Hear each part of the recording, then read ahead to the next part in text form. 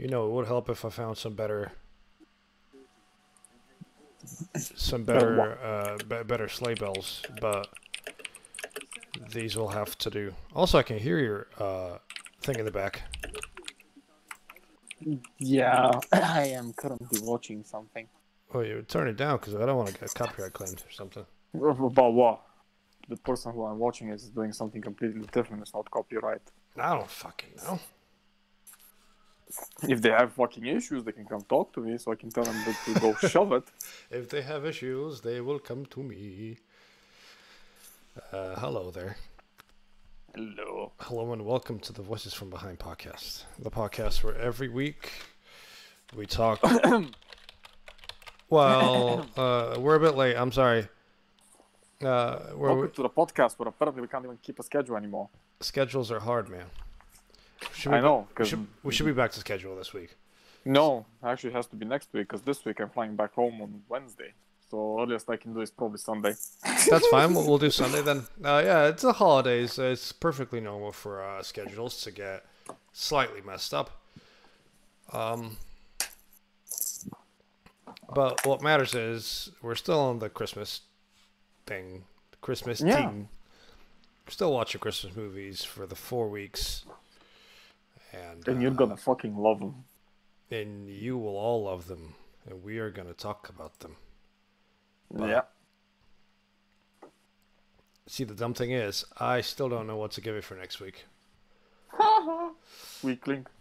I mean, I've already planned everything, so... I may or may not have a couple that I have a clue for. But what matters a bit more now is we're going to go over what we did through the week. And then we're going to... Jesus Christ, what are you doing over there? I'm putting water for my tea. Very good. And then we're going to talk a bit about the news because the Game Awards happened this week. And also the YouTube Awards happened this Friday. I did not even know that was a thing. Good Lord, why is it a thing? Because fuck you and you can't have nice things, and explains a lot of YouTube's recent behavior. Guess who? Okay, let me guess who fucking won YouTuber of the year? Who? Dana Mongoloid. Oh wait, what was it? It wasn't PewDiePie? No. YouTube does not support PewDiePie for fucking years. Come on. It was Tana, fake story, riding a dick in Target. Mongoloid. The same one that's basically had a content cop made on her. Yeah, the one that edits her own photos to where cities behind her are falling apart just so her ass can look bigger. Which, by the way, would explain why the YouTube suddenly changed their fucking copy, the fucking terms of service recently, so they can strike down, hide them, so that whole content cop can go away. By the way, this is not me putting my fucking Team 4 hat on. This is actually how it fucking happened. Because first that happened, then they announced it. Oh no. Oh yeah. Fucking what? Oh. Thanks, YouTube. Dearest YouTube. Thanks. What the fuck are you doing? See, the thing is, if they chose someone like Mr. Beast or I don't know, literally anyone fucking else, that'd be fine. I mean, he will be... So here and there we could probably have a fucking discussion of who would be better. Whatever. But after that fucking display... But no, Mr. Beast has been proven more than once to be a bit of a piece of shit as well. Yeah, but the thing is, he had a fucking amazing year, because he's actually planting the 20,000 trees he said he was going to plant. Oh no, that is a quest that a lot of people are doing as well with him. Hell, fucking Davey504 should have won it if he was even nominated. But he's a music YouTuber, so... Oh god, no, those don't matter. See, of course they don't. The actually talented people don't matter. See, no critics, it's just people that have like a lifestyle vlogs, I best I can explain them. No, but Davey's not a critic, he just plays bass and does memes. It's like, no, doesn't matter. You have to be almost a lifestyle vlog. I think you can see that it's just all of them It's fucking weird. Right, let me just load up the YouTube Awards for 2019. Wait, YouTube or Streamys? We're talking about Streamys? I don't think it's Streamys, because I don't think that she streams. I think she just does her usage stick of No, stupidity. the Streamys are like the online awards. I don't know, I just fucking saw that part. Saw how the fucking YouTube, at least the people I'm watching fucking raving about it. I was like, makes sense. It is the Streamys, yeah.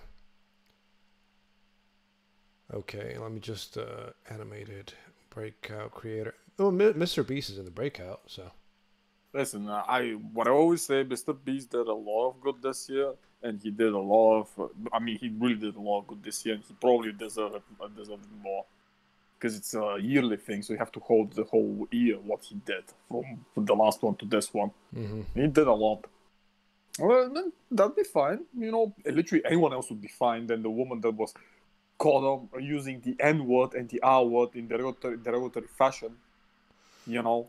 No, but then she said she grew up in Vegas, and those were friendly terms. Sure, because you know, fucking just fuck it.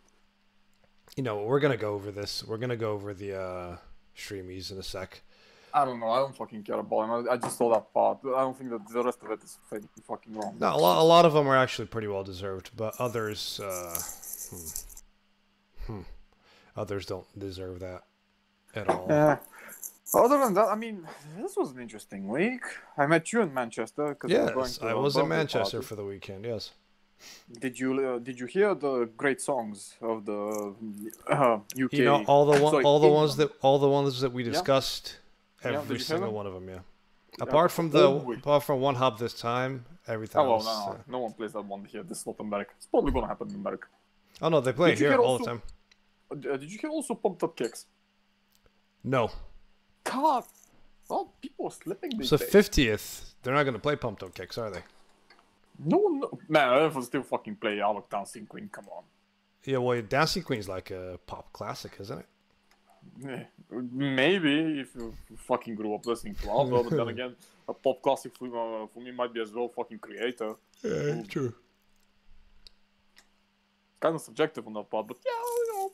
The weird part is because it's always the same fucking 10, 15 songs played every fucking time. That's the one part that literally gets me. Yeah. I can go to 50 other people's birthdays and I'm gonna hear the same shit over and over. Yeah. Hell, we fucking heard how the songs were only leads when you think about it. That's very true.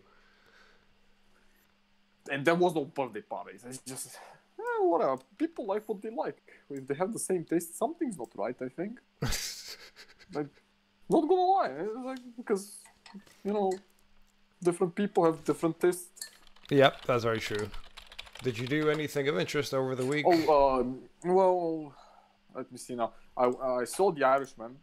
You told me man to man, but you didn't tell me on the other man to the other man's. Yeah, all Long Johnson. No, the movie is fucking amazing, and it's one that I've been looking forward to watching in this because it's the exact movie I've been missing for years now, which is basically a gangster flick, but the old ones, like The Godfather, really slow. Slow, yeah. Yeah, really slow, but filled with good dialogue, good interactions, good storytelling. Fucking Joe Pesci being Joe Pesci. You know, it was more grounded than the classics. It was really more grounded. But it never felt tame, in a sense. Well, to be fair, also to go for Jimmy Hoffa and that whole fucking shit that happened, and I don't fucking know. I don't think anyone actually knows for sure at this point. But yeah, it's a movie I'd recommend people to sit and watch if they have 3.5 fucking hours of their lives. Because it got me thinking, outside of the real classics, Gotti, The Godfather, what else? What was the other one? The Fuck You Pay Me. Oh, now that you say that, Fuck You Pay Me. Oh, this going on. Fuck You Pay Me. It had Ray Liotta. Fuck You. No, it had Ray Liotta. It's from Goodfellas. Goodfellas. Yeah. Goodfellas. Some days, man, my mind just goes haywire. Yeah, Goodfellas. Like, it's exactly that type of movie, and I fucking miss those. Probably the closest one that I've seen in recent years was American Gangster, but even it was fundamentally different, and it didn't give me the same kick that while watching these movies. Yeah. Still, if you've never seen American Gangster, you should see it. It's fucking amazing. But it's kind of different because unlike those movies where, you know, it's more about the journey, the rise and fall, with the different interactions, American Gangster is basically just drug dealers in the 70s and 80s. Yeah. And prison time and no law murder, actually. It's the one part that really bugged me. There was no law murder. Huh. Also, Murder. How was CGI Robert De Niro?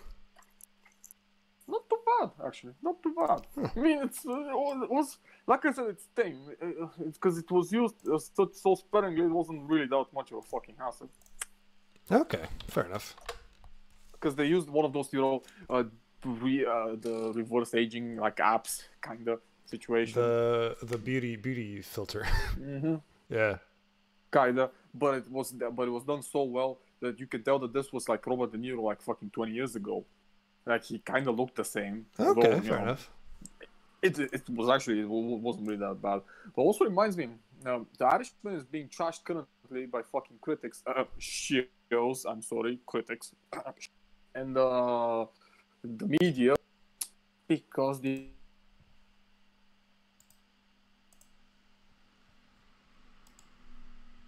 Thank you. Sorry, you completely disappeared just now. We'll say that again. It's being trashed because of the ongoing spat between Scorsese and the Marvel universe. It was James Gunn behind it, though. That's the one part I remember. That's still going? Of course it's fucking going. People are legitimately going in and trashing the fucking Irishman. No, but what? Let the man is old. Let him have his opinions. Who gives a shit? If you enjoy something, just enjoy it. Christ. No, but the thing is, because people assume that and interpret art as what they see rather than what they have to think about it. Because they watch a smash blockbuster hit like fucking Marvel and think that's art. That's not art. That's made for a completely different reason. It's like saying, oh, The Lighthouse is the same as the Serbian movie because, you know, both of them are movies, so ergo they're art. Which is not true. Objectively not true. Objectively, it's completely false. Well, if you look at it from a critical standpoint and what the fuck is Serbian movie is, it's a bit more different because it has an actual plot and explores. Yeah, Serbian movie also talks about Serbia in general and how shit everything is. Nah, not that part. Because it's about a fucking porn actor that's famous that he can get off of anything. Yeah. So it progressively gets worse and worse and worse because he needs to provide for his family because they're falling in hard times. So he accepts this horrible fucking situation. And it turns out where the producer is a fucked up psychopath that just puts him through fucking mental situations. Yep. And so for those that haven't seen Serbian film, if you're of the faint of heart, don't watch Serbian film. I mean, it's mostly shock value for the sake of shock value. True, but it's some really, really shocking shit. So if the most shocking part though is told by words. That's the one thing that really, really gets you. It's like it's told by words. You don't see it. It's just being told because they react to a fucking blank screen and saying what the fuck they're saying. You can tell by their expressions, like they're utterly shocked because acting. Because actual acting, yeah. No, it's because it's got some really, really shocking shit, like visually, but there is that one scene that you were saying about them looking at the screen.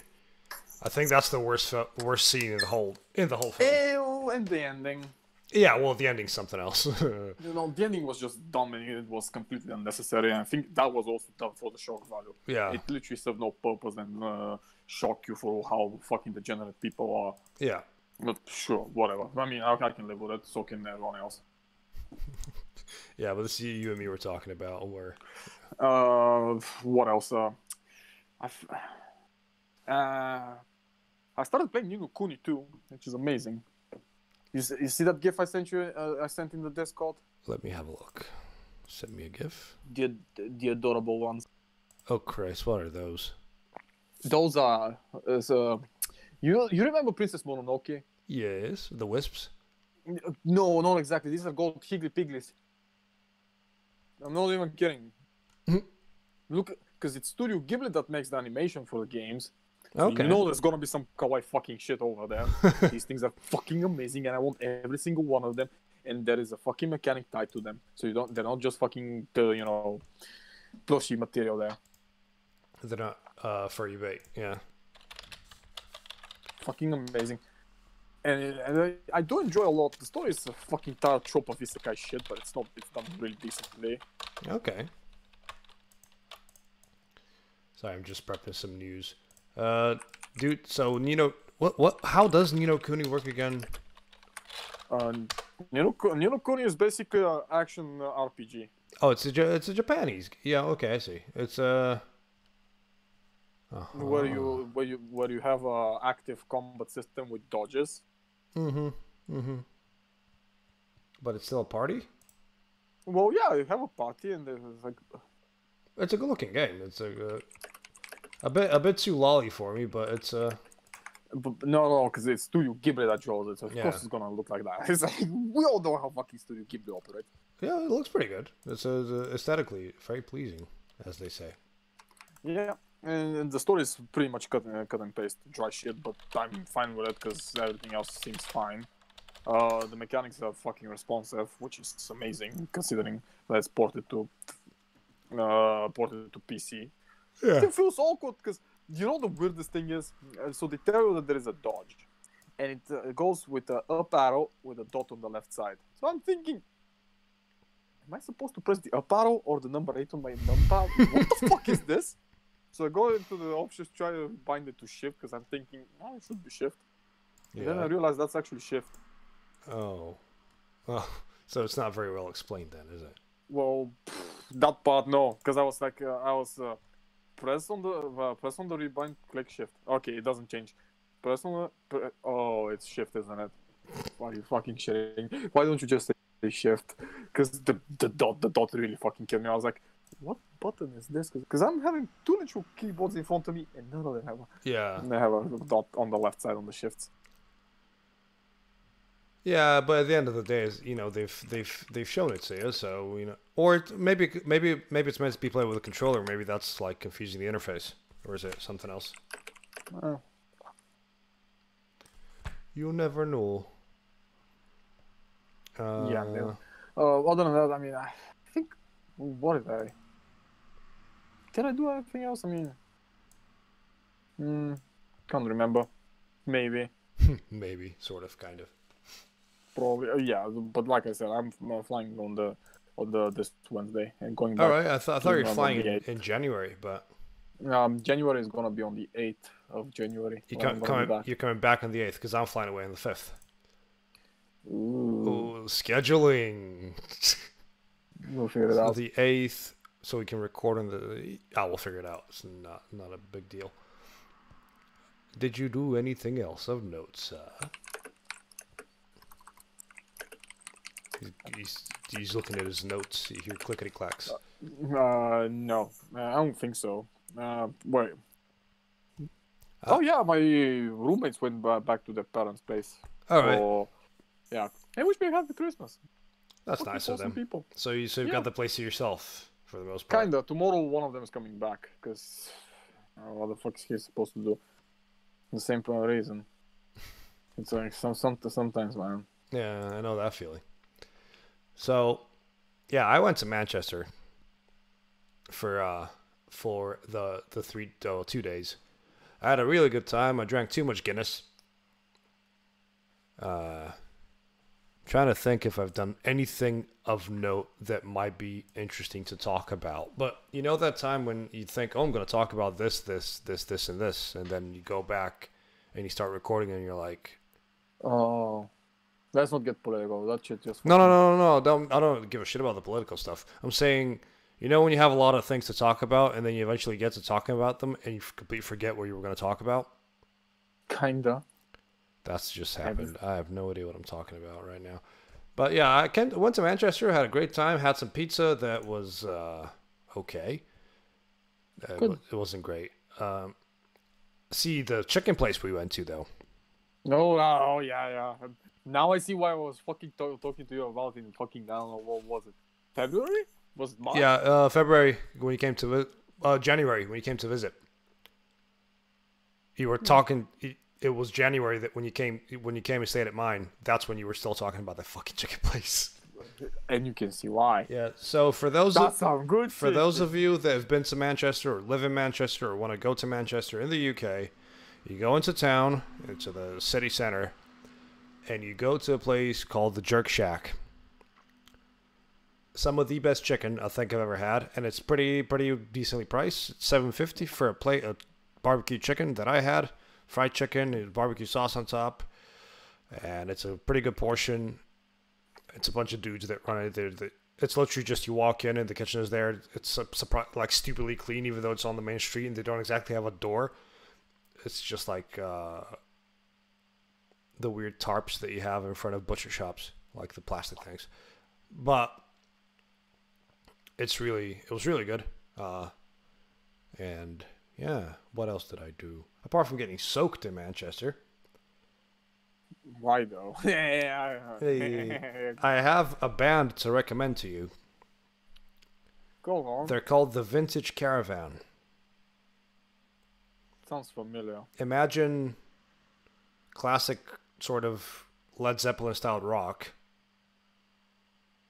mixed with modern rock, and with a bit of like prog in there, and it's just a really good time. I recommend the Vintage Caravan to anyone. It's just 3 dudes from Iceland, and they sound really good. They're really good music, really well done. And I'm trying to. Yeah, they're quite good. Like, I recommend anybody to give them a shot. Apart from those who are closed-minded, because closed-minded people. Did I do anything else? I pierced my ear. Oh, yeah. I'm not sure if I talked about that. Well, I didn't actually talk about it because it happened last week. Or not last week, week before last. I pierced my ear, and I'm still kind of in pain. But for the first time, I managed to go to sleep on that ear last night. And then I woke up sore because apparently I'd slept funny because it still hurts. I don't know. I'm also going to make beans tomorrow because I've got the beans in the water. I'm gonna make traditional beans, so it's good. That's a good thing. Let me look around. Do a look around again.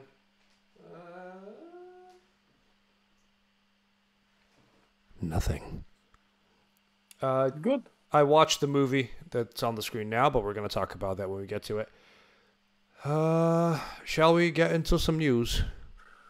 Well, because there's a couple of trailers that came out this week as well. Yeah, I know. I saw the Wonder Woman trailer. Yes, because it's pretty good. I'm actually waiting for it. It's good. You know what's the funniest thing?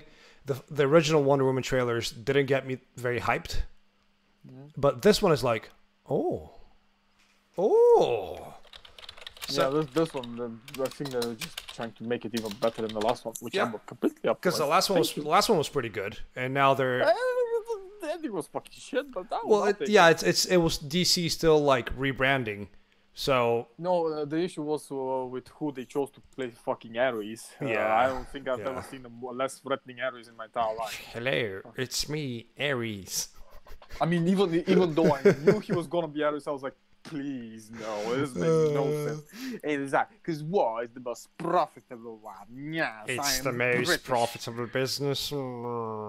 And I'm British, so I know. And I was like, oh, God, fuck off. Fucking ancient Greek god speaks with a British accent because what the fuck not? Yeah, of course.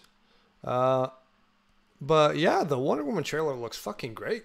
Yeah, it really does. Did you see the Ghostbusters one? Yes, I saw the Ghostbusters one as well. It looks good. I'm happy. It looks good. I appreciate one thing about it the most. It's the fact that they're kind of tying it to the old one. Well, no, it is completely utterly tied to the old one. No, I know. The reason is because the guy who wrote it was actually the son of Egon. Yes. and he actually said us like, this is how I want it to be, and they will acknowledge Egon's existence. Well, thank you. They're gonna acknowledge all of them. What I'm saying about it, yeah, because they're all confirmed except Egon. Yeah. They're all confirmed to be acting in the movie. yes. So it's gonna be a send off for the old cast and the new cast to go in. What And they will always also not mention the female one. Ghostbuster. Yeah. By the way, that ghost. What was the fuck the name of the black Ghostbuster? The female one. Not Ernie Hudson. Not Ernie. Ernie is amazing. Thank you. Ernie is a treasure. Yeah. Let me see here. Let me just Ghostbusters. Do you remember James? Obviously you know who James Rolfe is, don't you? Yeah. Angry Video Game Nerd. Do you remember the controversy with him and the Ghostbusters 2016 film? Not really. Where he because we all know he's never gotten in trouble about anything. He's the most genuine dude ever. He made a video before the film came out, and he was like, yeah, I mean, it's nice they're making a new movie, but it's all women, which I kind of don't understand, and I really don't want to watch it, so I'm not going to watch it because the original still exists, and I'm going to wait for them to make an actual sequel. And people called him an anti-feminist for it. But he was correct, because that movie was a fucking trash bag. Yeah, he wasn't. He didn't say it in a derogatory way. He was like, yeah, I'm just not gonna see it because I don't want to see something like that. It doesn't matter. Yeah. It doesn't matter. It never has mattered. It never will So Leslie Jones is the lady that played her. Yeah, well, she went on a fucking tirade on Twitter going, oh, yo, fucking sexist bastards, how dare you not? Oh, then we thought here that we made progress, and then you go backwards, and everyone's like, shut the fuck up. Well, Wait.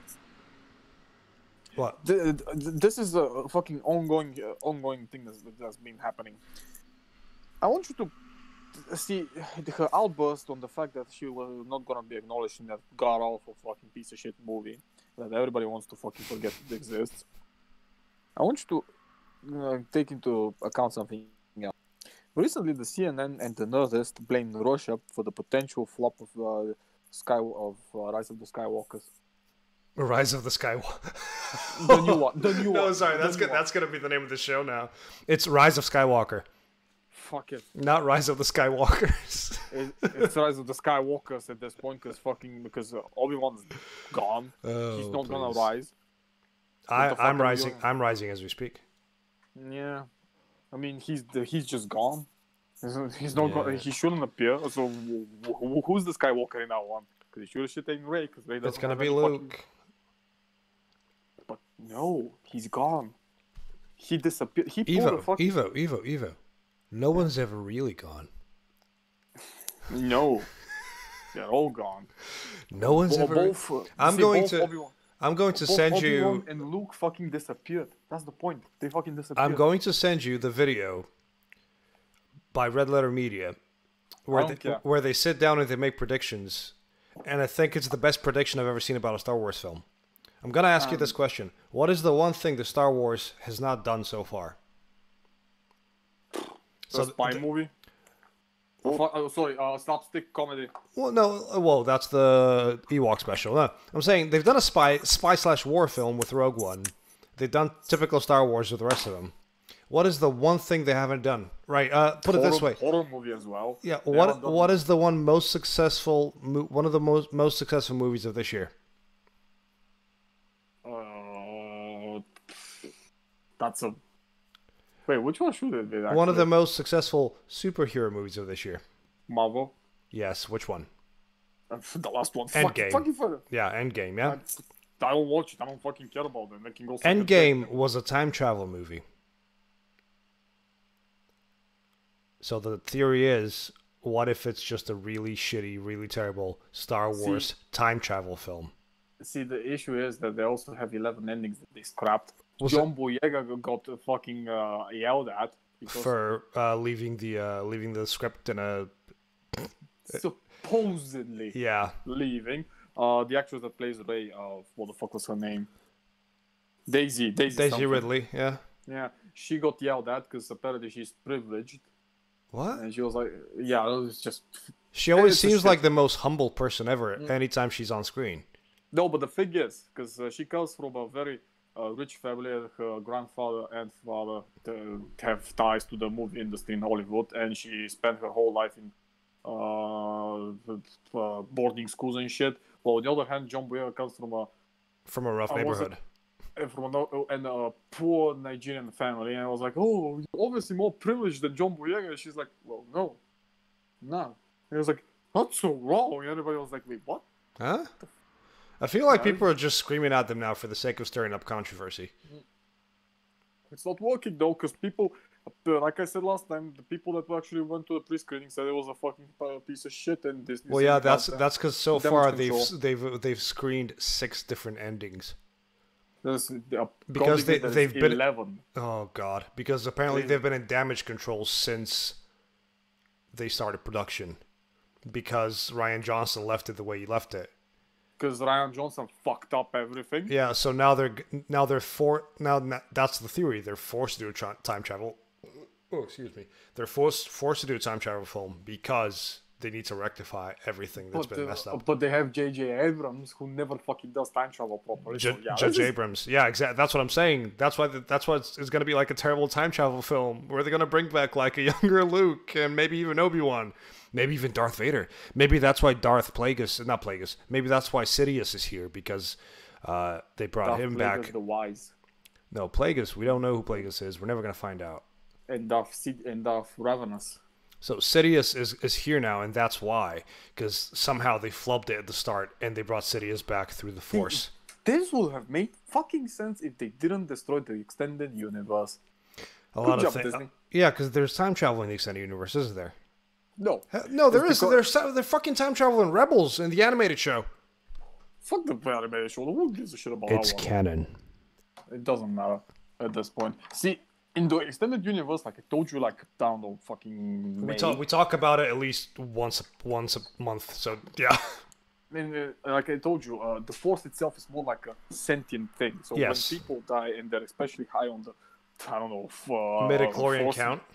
Sorry, no, not the midichlorian count. The midichlorians don't count at this point. It's high on the Force ladder, and they're Jedi Masters and the Sith Lords. Yeah. And especially potent and strong. They don't die. They just melt and become one with the Force. So both Yoda, they ascend, Darth Sidious, and the rest of them, including Darth Maul, ascended, and they became kind of immortal, but not exactly because they still have no. They are only ethereal. They don't have any. Yeah, they don't have a physical form. They're just ghosts. Yeah, exactly, and they can appear at fucking leisure. Also, Darth Vader should be there, but fuck knows at this point. I don't even understand it. But yeah, and it would make sense. Now, bringing back Sidious, even in a small capacity, to be behind Snoke and helping him out. Yeah, fair. Okay, that could work. Also, having Kylo Ren's fucking Dido, Darth Vader guiding him as well, that'd be fine. But no, now we can't have that. Because, I don't know what they're going to do, and I feel like I'm going to go see it just to watch a train wreck and watch some pretty colors. Did you watch Knives Out? No, I've literally, I was in work today, and I was asleep all day yesterday after I got back from Manchester, so I haven't really had the chance. But what I did watch, did you see the trailer for Top Gun? Yeah, it looks fucking horrible. I know, right? You're gonna be Goose's kid. How do you know you're Goose's kid? Mustache. Oh god, I do apologize for that bumped. You have a mustache. That's how we know you're Goose's kid. Even though that was the most awkward mustachio ever. I mean, did you watch the trailer for the new Bond movie? We talked about it last week. Did we? Yeah. Because I watched it, and it's fucking garbage. I don't know. No, it's complete fucking garbage. That's the one thing I can never fucking excuse. Like, listen, I will say whatever the fuck you want about Daniel Craig and he's horrendous fucking James Bond. He doesn't deserve this shit that's gonna happen now. Speaking of, Shazam 2 is confirmed for 2022. I still haven't watched one. April 1st. Still haven't watched one. You should watch it. It's pretty good. Not amazing, but it's pretty good. It's basically what it's a superhero film. I think that's the best way to describe it. It's a proper lighthearted superhero film. If I ever decide, why not? Imagine the Sam Raimi Spider-Man films, but modernized. Not interested. That sort of just, tone. I probably won't watch it in that case. Just not interested. If you're not interested, I'm not going to force you to watch it. But it's honestly for what happens at the end, it's really good. Also, we had. So I just came across this. Oh Lord, what is that? I'm watching football. Continue. Okay, what I just came across is there's a new BBC show coming. Yeah. About Dracula. Skip. The trailer looks really good. Oh Lord. Oh Lord. I am literally watching a goat listening to heavy metal. Okay. And just bobbing its head. As it should. And it has the caption Baphomet is happy. Baphomet Why is not? happy. But yeah, no, honestly, the trailer looks really good for this Dracula show. Nah, listen. No. Let's keep it. It's coming to Netflix. Because there's another one that's supposed to come out at some point. There's another BBC show. Let me find that called. It's called The Corrupted, a UK thriller. Okay, let me Google this real quick. Corrupted. It has some Coughlin. Is it a show? It should be a movie. From 2000, a drama thriller. Released from prison, a talented boxer wants nothing more than to reconnect with his young son and live a quiet life. Oh yeah, it's with that dude. Okay. Sam Coughlin. Yeah. It's already out. Yeah, could be. Because the trailer hit like fucking halfway through the last week, so I guess it's... Right, sorry. It's available on DVD. Demand and digital in theaters on January 10th, 2020. Okay, so I'm gonna load the trailer up just for the sake of having it. At least that's what it says. No, because 3rd of April the trailer's from, and it says it's out now on DVD and digital download. Are you sure we're watching the same one? The Corrupted 2020, it says. Official trailer 2020. I'll read you the synopsis. Beneath the blinding lights and towering sides of the newly built East London skyline lies a dark, dangerous web of corruption. Stratford was home to the Olympic Games, decorated in the notion of legacy. But there's a little hope to be found for the recently released Liam McDonough. Yeah, exactly. That's the film I'm talking about. He's a Sam Coughlin playing. Well, the trailer I'm watching right now says The Corrupted official trailer out now on DVD and digital download, and it came out in April. Weird, because it says here it's gonna be on digital in January 2020. Or maybe because it's in England, so it's gonna come out earlier. Huh? That could be the reason. Or maybe because it's in England, so it's gonna come out later. Well, no, because that makes no fucking sense. Because it's a UK. Oh, give me a fucking break. Do you think it doesn't make sense? It's the UK we're talking about. Nah. I need the release date. 10th of May, 2019. Huh. It's already out. Here's the fucking article. It was posted It was posted, let's see when it was posted. The 10th of December. Almost a week ago. We'll look at the last fucking... No, that's fine. I'm saying, but it's already available. Yeah, look at the penultimate fucking line of that one. The Corrupted in theaters and on demand digital January 10th, 2020. What the fuck? I don't understand. Wikipedia right now released. The film was released on 10th of May 2019 and was distributed domestically in the UK by Entertainment Film Distributors. The theatrical trailer and poster was launched 5th of April 2019. I don't know. Just move on. Move on, my children. I'm even more hyped now than Antlers that's coming out next year. I talked about that movie. Yes, you talked about it to death as well. No, not really. Antlers. Okay, shall we talk about the Game Awards? Oh no! Wait! Before we start, do you want me to tell you something funny that happened like a couple of days ago. Go on. You know which my most hated FPS franchise is? Counter-Strike. No. Which one? Call of Duty. Okay. You know what they did? Oh no, what have you done again? Oh, no. Brace yourself. So, since the release of the new Call of Duty in the online players, there was the amount of deaths were disabled when you were watching the scoreboard. Okay. So only the kills and the assists were there, but not the deaths. Now, you can buy a specific watch for the measly price of $20 that can tell you how many times you have died in the match, and everyone else. What?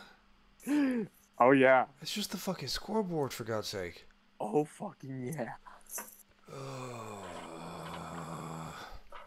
See, Fallout 76 also fucked up because they released a patch that was broken. Who gives a shit at this point? Fallout 76 doing broken things. I don't believe that for a second. Bullshit. I don't believe it. No, it's not true. It can't be. You're not. Search your heart. You know it's for it to be true. Yeah, so I was just literally going through YouTube. I saw that. I was like, let's see. Wait, what the fuck is this? Let's see. Before they released this, people were actually defending EA for once. Over what? Sorry, Activision. My bad, Activision, not EA. Alright. Well, they were like, to reduce the amount of existing games, they've disabled the death count, which only appears at the end of the match, so that you can concentrate more on getting kills and not flame a kid that's getting farmed. You know, that's actually not a bad idea. Yeah. Jokes aside, that's actually not a bad idea. Not a bad idea, but don't make it pay for it. No. But then they go and do this, and you're like, fuck off. You were saying? Yeah. You were fucking saying, oh, but Call of Duty will not have any fucking transactions that monetary transactions will give fucking boosts to the gameplay aspect of the multiplayer. Still, this doesn't count as a gameplay boost, but still, it's one thing to have cosmetic changes only. It's completely another one that's basically doing this. That is removing features. Fucking staple features. Like, imagine next year's Call of Duty, or actually in 1 year's time, Call of Duty. Yeah. You're gonna have to pay 20 quid to have a loadout. And it's like, and you start the game with only one loadout. If you want more loadouts, you need to pay. That's like it's like the mobile version. Yeah, exactly. Well, let's go now. I haven't played. Yeah. Again, mobile version not terrible. Yeah, imagine. I fucking feel for the people playing these games because it just feels stupid. I mean, they like the games. I don't. That doesn't make them any less wrong for enjoying the shit they do. Mm-hmm. God fucking forbid they enjoy something good for once in their lives, and they get fucking trampled all by these sons of bitches. Oh dear lord. Christ. Again and again, and they're like fucking Stockholm syndrome. Every time they go back, they just go back. They just can't help themselves. It's all the time with Call of Duty, though. It's all the time. It's like I don't like this. I see shit. I don't like the trailer. I don't like the way this looks. And I'll straight away they're like, I'm going though. I'm doing it. Yeah, it's like fucking Stockholm syndrome. I feel for these people. They need fucking help. This is not okay. I'm sorry, guys. I hope that one day you'll get the fucking code you always wanted. And it's not gonna be a heaping pile of monetary shit, but come on, guys. Yeah, because apparently this one's apparently really really good when it comes to gameplay and graphics and everything. But if they're pulling stunts like that, it's a bit. I have my fucking like I said, I have my fucking reservations when it comes to the COD franchise. But fuck, that's a bit shit. Yeah, I'm sorry. CS:GO just Volvo did the same thing with CS:GO now. Fucking they are turning Counter-Strike into a fucking Fortnite clone. Congratulations. Incredible. So, speaking of games, yeah, I had a lot of fucking conversations about the especially Game of the Year award. We'll get to the Game of the Year. Don't worry about it. What I was gonna say is congratulations to Disco Elysium. Yes. Did you buy it? I haven't yet. No. You stupid son of a bitch. I will. Disco Elysium for snagging so many awards this year. Fucking deserved. Every single one of them deserved. Listen to me for once. It's like, regardless of do you agree with me on the other aspects, buy this game. This game is probably one of the most interesting and thought-provoking. Most interesting and well-designed games in existence because it makes perfect fucking sense. You're not a fucking murder hobo that goes and butchers everything. You're a guy that's supposed to use his wits to solve cases. That's rare because it's complemented with actually good writing and funny bits in it. Yes. That's fucking rare. I think I've seen this type of things like fucking rarely. Banner Saga was one of them, although Murder Hobo was the way to go there. Murder everyone. Well, not exactly, but yeah.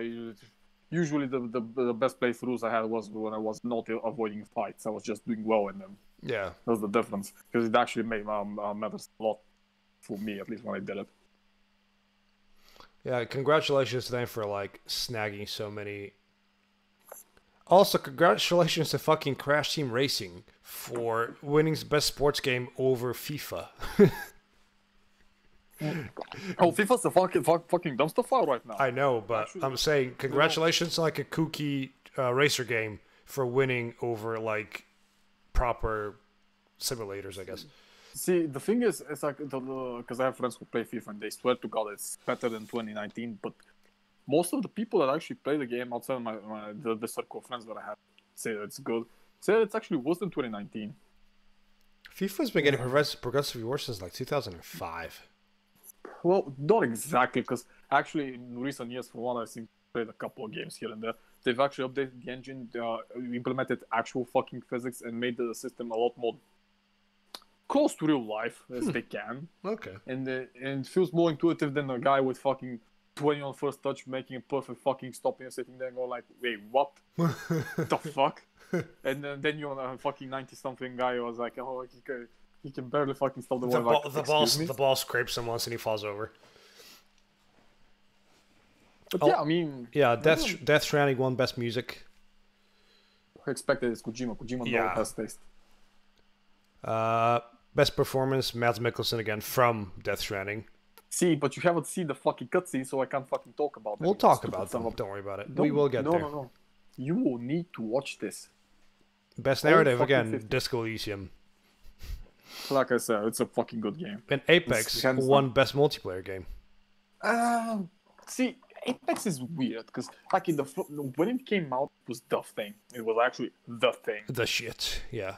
And people were fucking enjoying it, and Fortnite took a nosedive because of it. Yep. But after mismanagement from guess who, I'm just fucking taking fucking gander from guess who. It kind of fell recently, and it's barely anything, which is fucking sad because I don't know. Tetris 99 is good on them for even making to the nominations there. Well, have you seen professional Tetris tournaments? It's fucking scary, man. I fucking have enjoyed. It's like Tetris for this guy, Tetris for that guy, Tetris for this, Tetris. I become cross-eyed just watching them play. Yeah, because they're really good. The sheer speed at which the people play fucking Tetris in those is just. I've never understood why. Oh, yeah, because the way they do it, because of base high score. Yeah. So they actually need speed. So, the hell is Games for Impact? How is that? What sort of category is that? No, wait, what game won it? Because I forgot. Gris. Can't remember what this game is. What were the other ones? Other social impact games. Okay. Basically, the nominees are Gris, Concrete Genie, Kind Words, Life is Strange 2, and Sea of Solitude. Okay, so basically this is the social, the political ones. Yeah. And Gris is fucking gorgeous looking. Jesus Christ. Yeah. It's a platformer. No, fuck the platformer ones. It's interesting because you've not played this, but there's this Chinese game that dropped called Unheard. It's pretty good. I've heard of it. Unheard. Good one, Nurhan Murat. Good one. Hey. And you're gonna say that you saw it as well. Oh wait, that's a short one. Sorry. Is this what should have won? I don't think so. I don't know. Game direction, Death Stranding. Yeah, if Death Stranding didn't win there, I would have been very, very...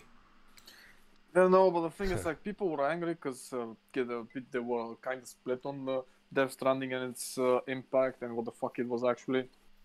So people were really angry because it was a lot of categories. They were like, no, this game's not as good as they say.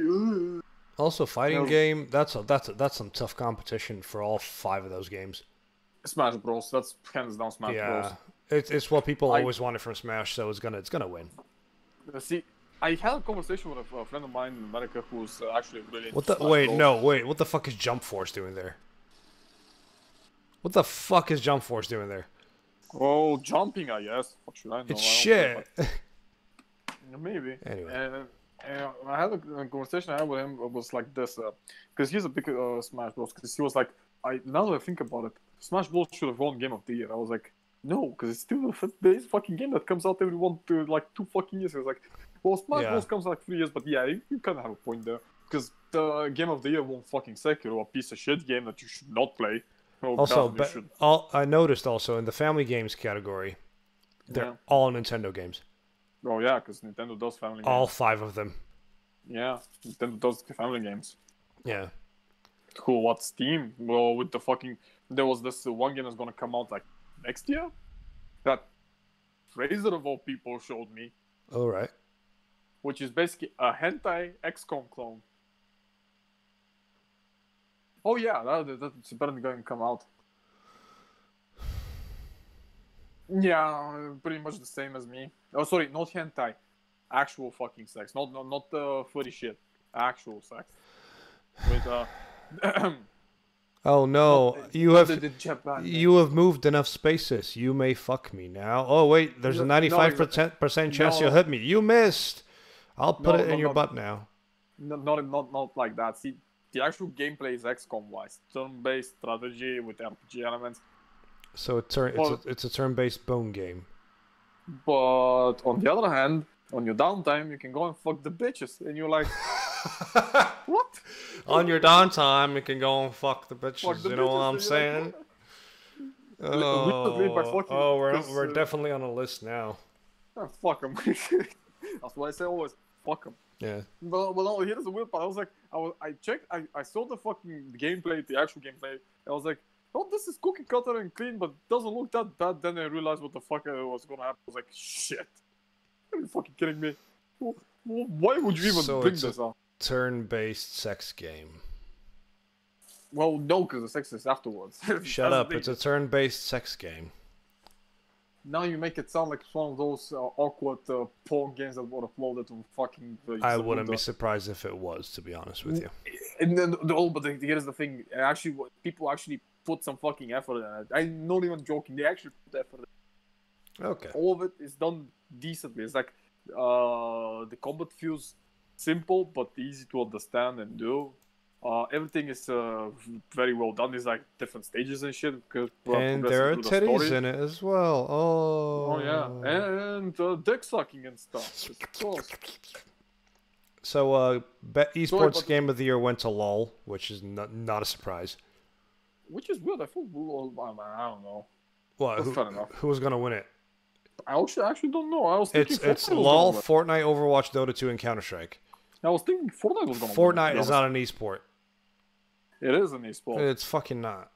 It is. It's been an esport for ages because people are forcing it.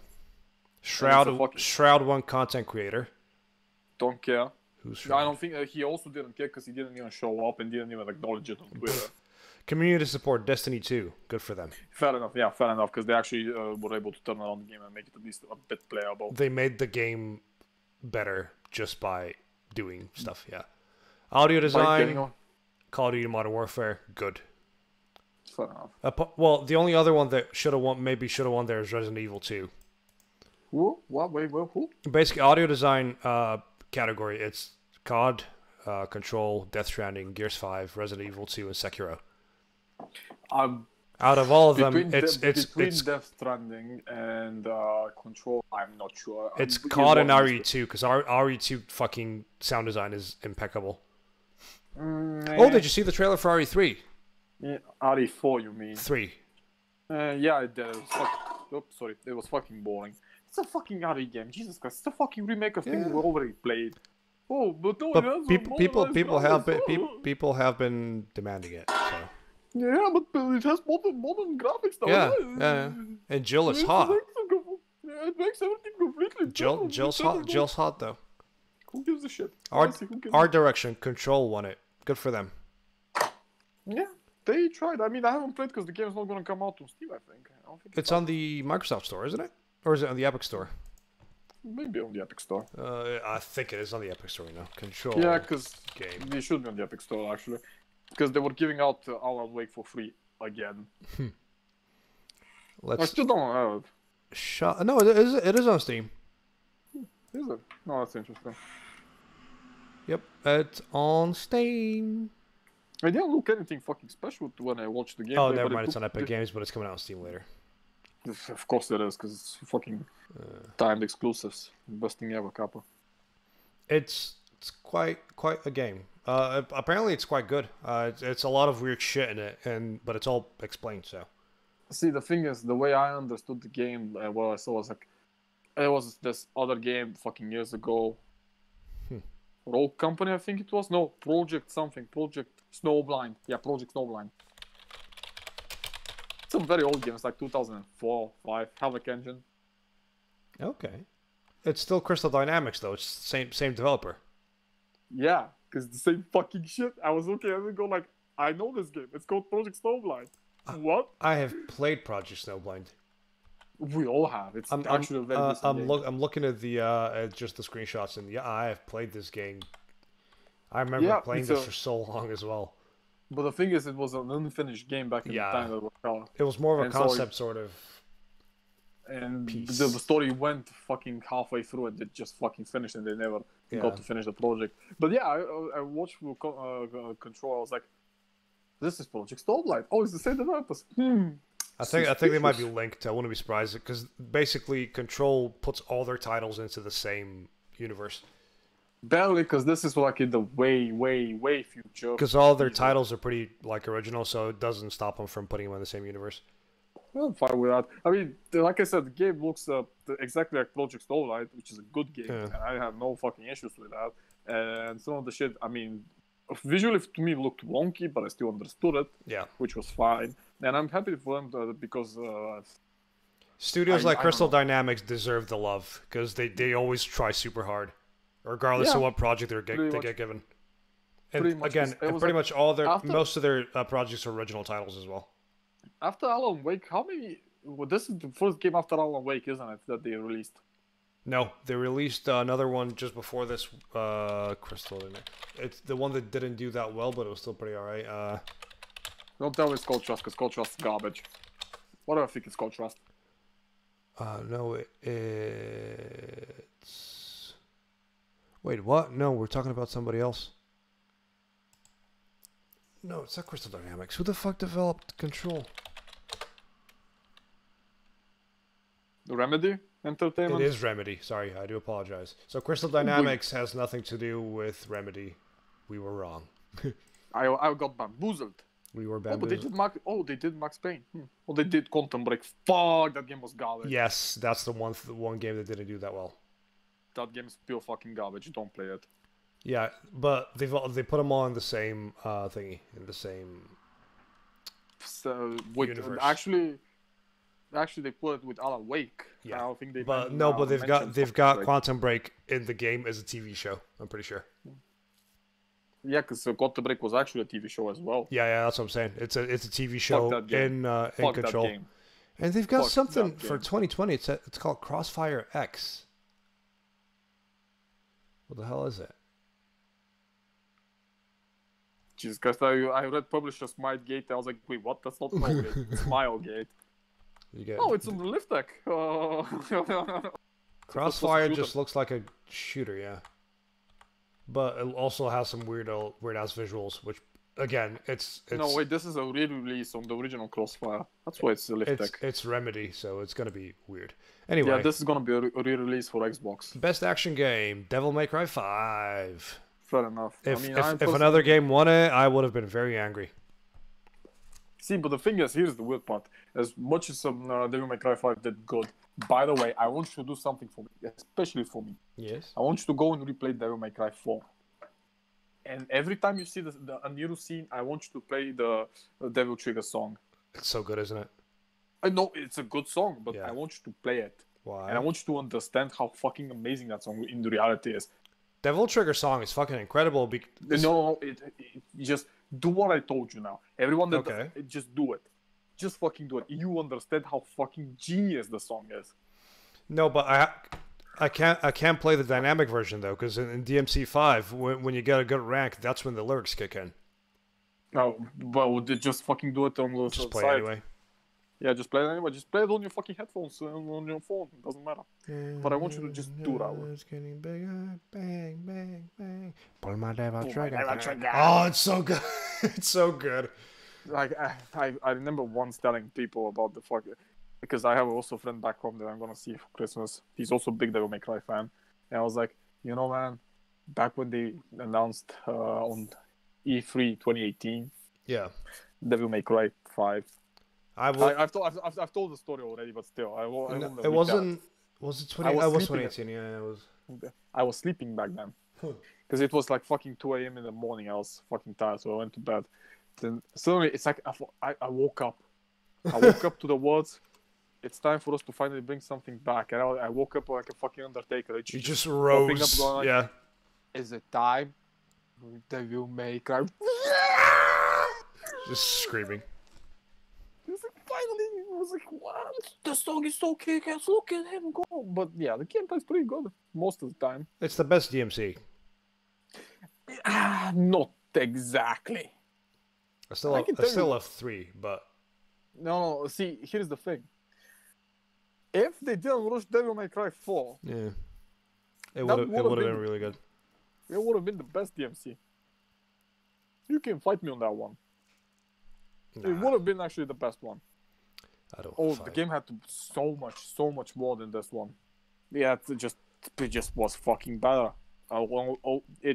It would have anteed up 3 by a fucking mile. Yep. We wouldn't have that reboot, which outside of the horrible story has a really decent fighting system for the most Do you know part, except why? Because fucking Team what's Ninja. The, It's no, Team no. Ninja What's the director of DMC5?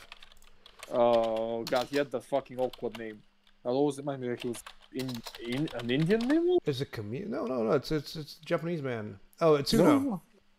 No, fair enough. So Itsuno, actually, they brought Itsuno in for DMC Devil May Cry to help them out to fix the game, because apparently before it came out, it was nearly unplayable. Wait, DMC5? Fair enough. Before they made by the way, DMC isn't Team Ninja's fault. No, it was their fault as well. No, it was a little bit, but the reason why it plays... Adi Shankar. Shankar is the guy that... Yeah, no, I'm saying the reason why it's like that is because Capcom Japan said, we want a game like this for a Western audience. So a lot of it isn't even down to Team Ninja. A lot of it is actually down to, to Capcom as well. But then they brought Itsuno in to help him out with the gameplay tweaks, and then after the game released, they did the other edition, and then they brought Itsuno in again to help him out with how that works. But the thing is, it has also the V sections of the game are fucking tedious and boring. His playstyle is fucking bad. I mean, it's just boring V and DMC5. Yeah. No, some people said V and DMC5 was fun as hell.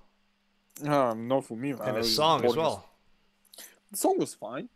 I mean, listen, I fucking appreciate that they were able to grasp every character's traits and put them in the song. Yes. And it makes all of them different. But his playstyle was one of the most boring shit ever because it's usually the most exploitable stuff. Yeah. Anyway, Game of the Year. Sekiro Bullshit. Shadows Die Bullshit. Twice. A game that literally was people's mouths for a fucking week, then died out. Like I told you back in Manchester, I may not be a big fan of fucking the Dark Souls. Those games are still being played. Yes. There's still people play those games. I don't think that people care Nobody's enough for playing Sekiro. Yeah. Well, it's not nobody, but some people do, but it's still fucking dumb. So Sekiro won over Control, which is an original title. Death Stranding, which is an original title. Like I said, it's not really original. Yeah, let's go with that one. You know what I mean? They're all... I mean... But it was mostly, like I said, most of them are fucking remakes. Outside of Death Stranding and Sekiro, the rest of them are just fucking remakes. Well, The Outer Worlds is pretty much a new title as well. It's just... Not It's exactly. just Fallout with a working engine.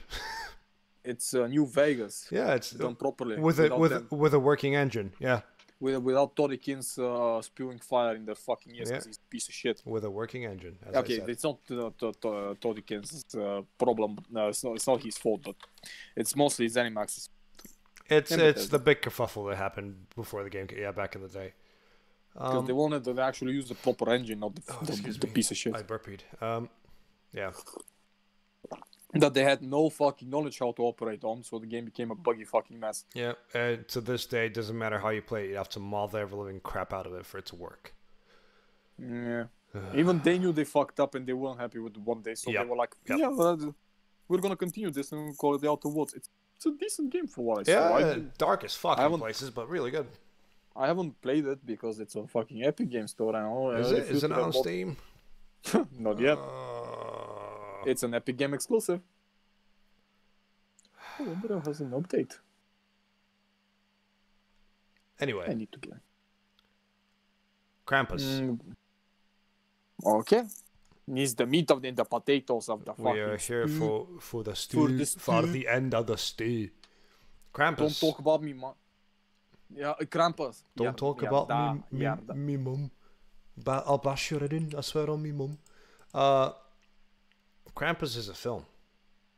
Krampus is a fucking experience. By Michael Dougherty. Michael Dougherty. Who is the director of Trick or Treat as well. I know.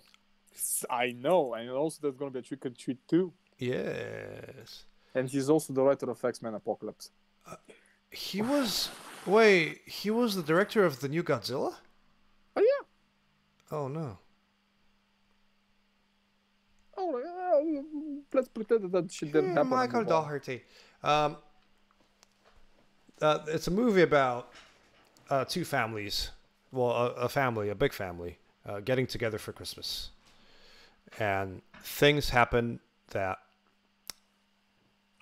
basically they end up making a big kerfuffle. None of them believe in Christmas. The Christmas spirit is gone from this family. So the little son who still believes in Santa tears up his Santa letter after being bullied by his cousins. Okay, let's be fair here for a second. Yeah. It's a bit more like that. It's more of an accurate representation of modern day Christmas. And True. And the difference between when you're a child and when you fucking grow up. When you're a child, you're like, hey, it's Christmas. And you grow up, it's like, fuck, it's Christmas. Yep. So it's really good. It's literally, you know what? You can easily pass this off as a kid's film. Not exactly. Well, apart from the swearing. Because if the way it plays, the way it works, the way it's shot, the music especially, reminds me of like a pseudo horror film for kids from the late 80s. Fair enough. Oh, this reminds me because I saw that MJ was in the Jungle Book. The actor that plays Max. Yeah. I saw that there's gonna be a new movie with what was her name? Emily Blunt. Where she's playing the female version of Indiana Jones. And here is where the problem arises. It's a Disney movie with The Rock. See, I was on board for it. It started off with slapsticky shit. Fair enough. Yeah. I can deal with that. It was fine. And then I saw The Rock and I saw Disney. I was like, oh no. Congratulations. Now I'm not even fucking interested anymore. I'm sorry, guys. I'm sorry, Emily. You deserve better. You could have done a really good fucking female Indiana Jones. Apparently she was really good in Mary Poppins. I still haven't watched that. Neither will I. No, she's a good. No, listen, she's a good actress. She's a great actress, yeah. But it's like, so this was a movie that she was having fun for once. Yeah. Not just looking fucking lost. which another movie that you like for some fucking reason. Which one? Sicario. I like the first Dumbest, one. Yeah. the dumbest fucking movie I've seen in my entire life. Yeah. The one that literally loaded me. Thanks, guys. Yeah. Also, who in this film when they do the backstory of Krampus, when the grandma tells the story. Yeah. Any idea who did the animated bit? Because that looks really good. Actually, no, I haven't checked on that part, but this is why we have IMDb. Yeah. Oh. But go on. I forgot to tell this bit of the news. The studio that did the Sonic redesign just shut down. Oh no. Yeah. That's a bit of a shame. They did pretty good, I think. Yeah. Okay, let me do trivia. Krampus is a huge part of Austrian goofs.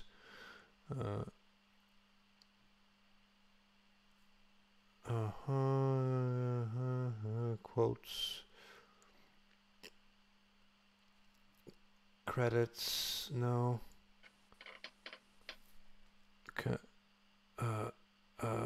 It doesn't say anything. God damn it. Anyway. I'm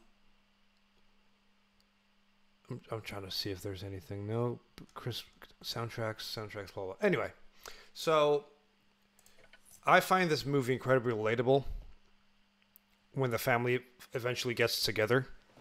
Yeah. Because it's without the tension, it's pretty much my family getting together for the holidays with other members of the family. Like, come on, children, you get in here, you sit there, you go over here. There's a lot of screaming.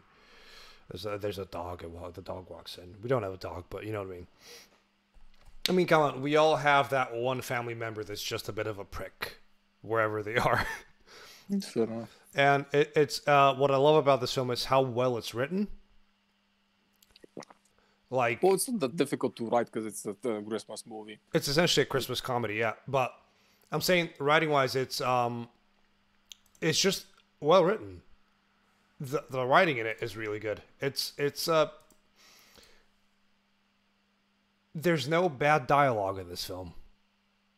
It's all dialogue you would expect from families that kind of hate each other, even though they're part of the same family. The two sides of the family, I should say. Yeah, kind of. Yeah. And we get a lot of cool-looking shots of of people just being part of the family, and they're all like the Christmas is starting, and they find a little boy's letter to Santa, and everything turns to shit because he still believes, but everybody hates him for it, and there's a lot of revelations where the kid's like, I want everything to be fine and better, but I also want mommy and daddy to love each other again.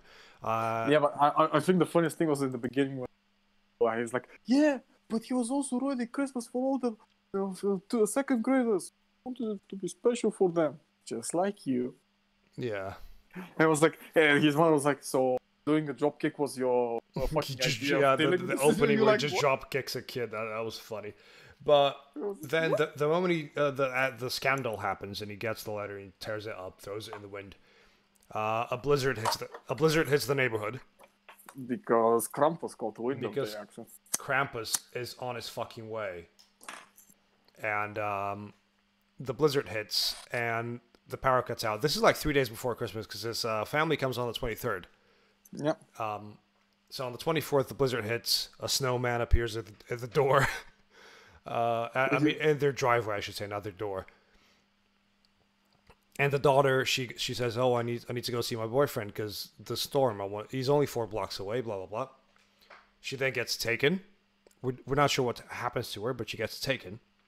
So the uncle and the dad decide to go look for her.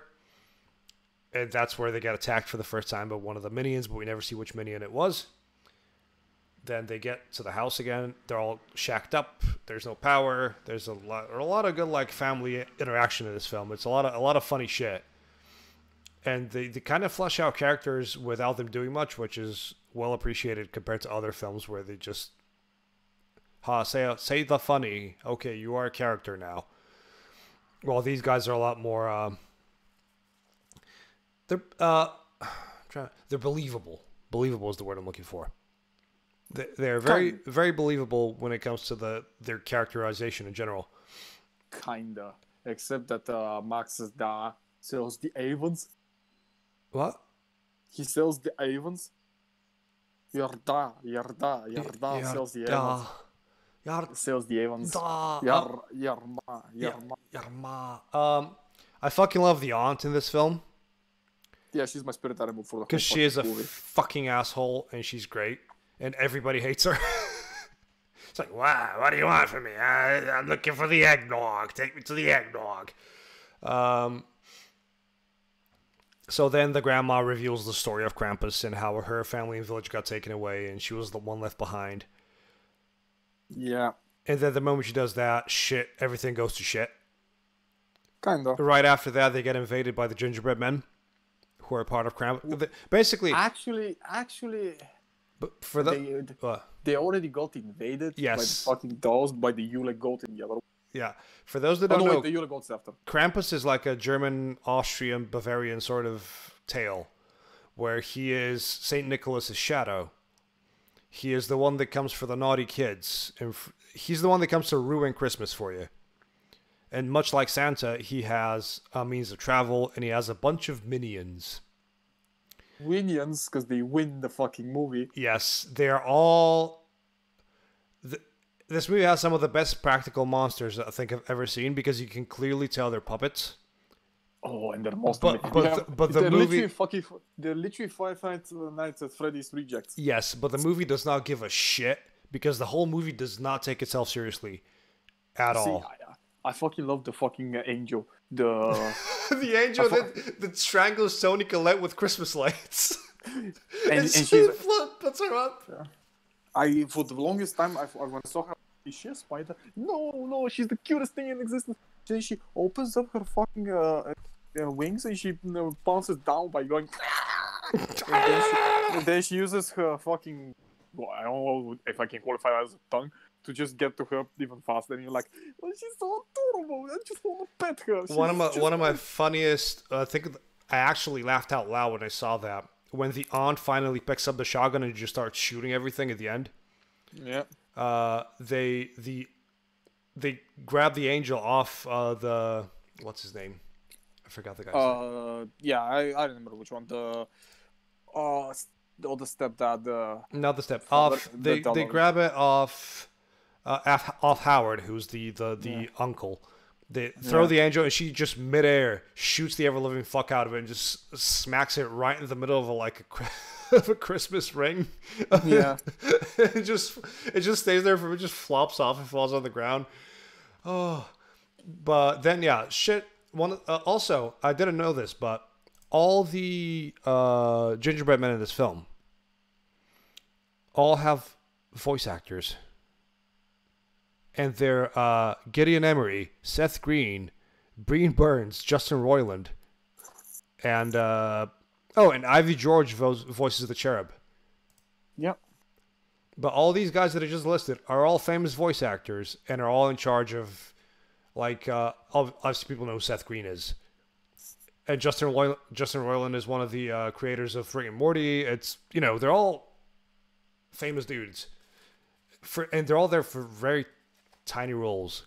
So all the gingerbread men do is scream and shoot a nail gun at people. And there's a bear. There's a weird ass bear. And they shoot the bear. And they stab the bear. But it keeps coming back. Well, of course, because they can't fucking die. Yes, and there's elves. And all the elves have kooky masks on. And they're fucking funny. You forgot the fucking Jack in the Box. The Jack in the Box is one of the most horrifying things ever, and yet it is the goofiest fucker in the entire crew. Because all he does when he doesn't do anything is he will just smile and clap. Oh yeah, he's adorable. When the elves are on the way, he just gets up and just starts going, and he's just clapping. He just claps and he goes, hey, elves, and then the elves come to help him get up, and he just hugs them all. That's all he does. Apart from swallowing children whole, of course. Obviously. Because Krampus doesn't kill anybody in this film. Well, no, he never does, which is probably the weirdest thing is the ending of the which I still to this they don't fucking understand completely. It's no fucking. He grants your wish Not exactly. eternally. Yeah, which is fucking stupid. Yeah, the ending's not great, but we'll get to that. So, I wish there was more movies like this one, but I kind of like that. Yeah, Krampus in this film also looks great. I give props to the costume department and to the guys that did the lighting and everything because he looks fucking incredible. Well, apparently, from what I've read just now on IMDb, it says, listen, this Krampus was designed from all the visual stuff that has been through the years have been collected, so the design was everything. So that's why he looks the way he does, which is fucking weird. Don't like the face, but everything else. Because the face is clearly a mask that just stays with the mouth, where its mouth is just agape the whole time. Yeah, which is fucking weird. It's just it doesn't look as threatening as expected. Yeah. Also, sorry if I'm talking a bit weird tonight. I got a sore on my tongue and it's just kind of hard to speak. But yeah, I love the fact that he goes over to. When he finally gets to the grandma, and what he does first, he just gives her a little pet, licks her, and then just drops off a little toy that swallows her. Yeah, because it's grandma goes into her backstory that she summoned Krampus by mistake, and he left her. He left her because as an example. She was basically no, that's an example. Exactly. Tattletale. She basically told him who the bad boys were. Yes. Bad children. And the bad girl, they got taken away while she was, because she's too. Yeah, and all the characters in this film, they're all bad. Nobody's redeemable. Well, no, because they're not bad. They're just people that are in fucking life, which is people who have lost their spirit towards Christmas and family. Yeah, because we have all that.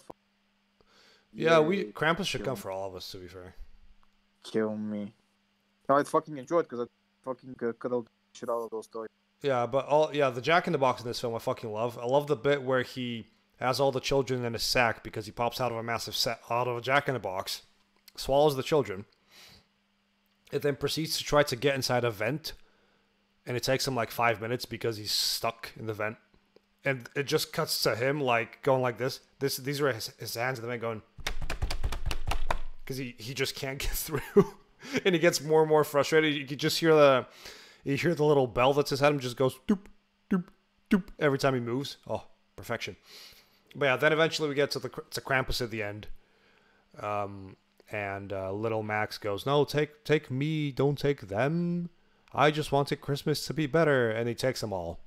And then we got to like a red herring, which is, it was all a dream. It was all a dream. Like, everybody is fine. Max wanted better Christmas. Everybody's there. They're all there. All the presents wrapped in paper from the other family because they're the poor family. Ha ha ha. Oh, Knuckle Dusters is a present. Ha ha ha. And then he opens his present, and it's the Krampus bell that his grandma had. And the grandma goes like, I know what you did, you little shit. And then it turns out that everybody knew as well. Well, no, they were like, they realized it. They were like, shit. That wasn't a dream. Yeah, it wasn't a dream. Then you realize they're living in a snow globe. He's in hell, and there's millions of fucking. Yes, that Krampus has been collecting over the decades, centuries. Yeah. And then it finishes on a jump scare because we can't have nice things. But to be fair, it showed all the elves, which I'm fucking fan of. Yeah. It's not even a jump scare that much because you know it's coming. You just saw the elves going, and it ended.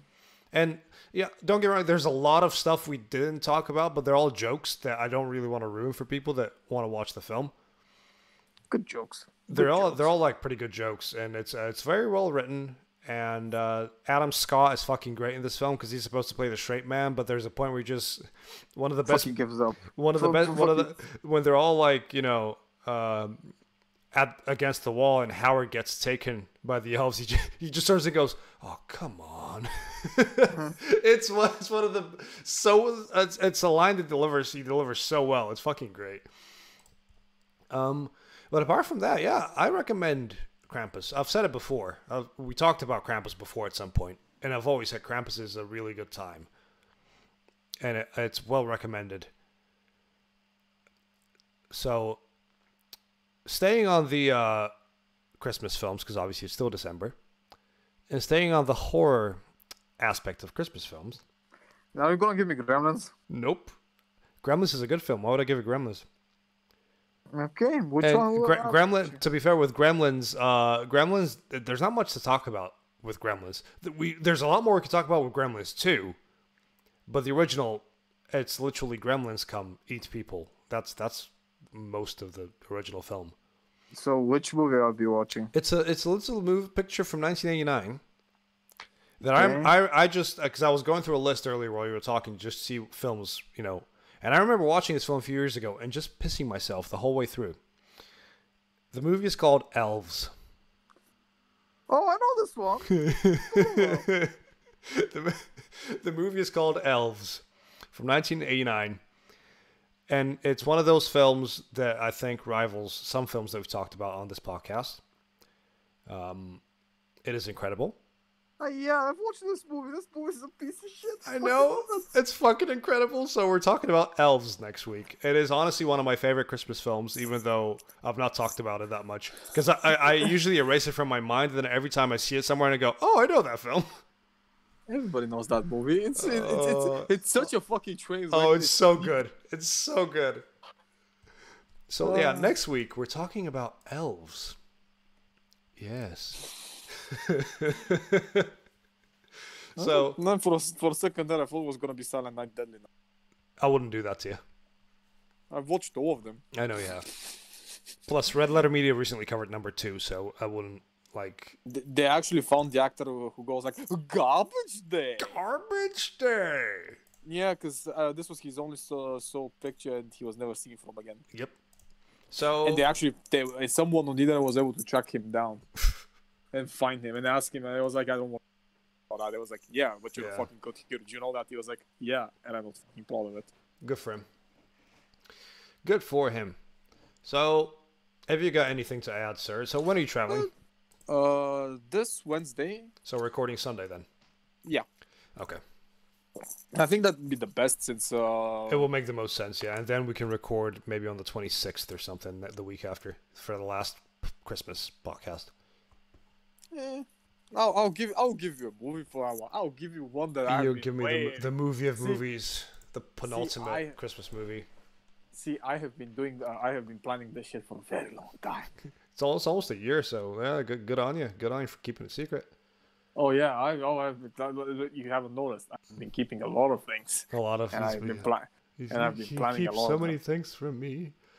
Yeah, well, you know, probably let's go for another year of this shit so I can give you more movies. Oh yeah, I think we're doing all right. We're getting some listens, so you know. See, the funny thing is like I've got an idea for March as well. Christ, we're watching Bulgarian films for March. No, God, no, I don't want to watch Bulgarian movies. Oh. I actually never liked them. Some are really good. No, some of them are really fucking good. I just never fucking liked them. That's the thing. Because I was like, it's fucking weird for me to watch them. I don't know how to explain. Some of them they're bad. Yeah, some of them are not great. But you know, it's because also a lot of the jokes and the stuff that happens is really not fucking well. Okay, you cannot really explain it. It's like no, they're very Bulgarian centric, and you need to be Bulgarian to understand it. Especially films based on books where they adapt things literally. I have a feeling they didn't know how to adapt things. Well, yeah, that's what they did, the whole source material. Yeah. Крадеца на ябълки, or one that I can't fucking explain to people. The Thief of Apples. Праскови. You said ябълки. Ne. That's what you said. No. Rewind the footage. Праскови. Rewind the footage. Yeah, it's the Peach Thief. Which you can't explain at all to people that don't understand the context. It's like making people that are watching Mirko Sturica with no fucking. We will pretty much have to go and make another history episode, but the whole episode is supposed to be history, so we can explain movies to people, which we're not gonna do. Fuck that. And just like in the Mirko Sturica movies are amazing and they're fucking good, but explaining everything behind them, Jesus Christ, I don't know. Ain't gonna work. Anyway, It can work, but then again, It can, but it will be a lot of dry shit before we get to it. And a lot of preemptively writing the script down, then fucking reading through it, and we would have to actually write things down before we started recording, which implies effort and research, which we don't really. Well, we're not getting paid for this, so yeah. That's one of the if we got paid, sure, no problem. If we did, if people were actually interested and people pushed us to do it, sure, no problem. But nobody said anything, so forget it. Anyway, have you got anything to say, sir? No. Have a nice week. You too. Have a good week. Text me when you get on the plane and all that shit, and when you land, so I know everything's all right. Text me outside. How about that? Cash me outside, bro. Thank you all for listening. Thank you for being with us on this lovely, lovely Monday evening. And thank you.